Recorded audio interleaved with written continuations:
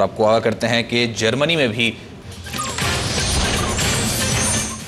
मुजाहिरीन का मुतालबा था कि पाकिस्तान में हालिया होने वाले इंतखाबात के गैर शफाफ और गैर मुनसिफाना ना होने से पाकिस्तान बैरूनी दुनिया में एक मजाक बन गया है, जो कि किसी तौर भी मुमलिकत की सलामती और इस्तेहकाम के लिए बेहतर नहीं। मुजाहरे में बैरून मुल्क मुकीम पाकिस्तानियों की कसीर तादाद ने शिरकत की, जिसमें हर मकतब फ़िक्र के अफराद शामिल थे। मुजाहरे में ख़वातीन और बच्चों ने शिरकत करते हुए पाकिस्तान से वालिहाना इज़हार अक़ीदत किया और मुतालबा किया कि नाअहल सियासतदानों से मुल्क को बचाया जाए ताकि बैरून मुल्क मुकीम पाकिस्तानी बाइज़्ज़त तरीके से वतन से दूर रह सकें। इस मौके पर बेशतर मुजाहिरीन ने हालिया इंतखाबी अमल पर अपने तहफ़्फ़ुज़ात का इजहार किया और कहा कि इलेक्शन कमीशन होने वाले इंतखाबात में होने वाली शिकायत का अजाला करे ताकि पाकिस्तान एक जमहूरी मुल्क के तौर पर दुनिया में जाना जाए।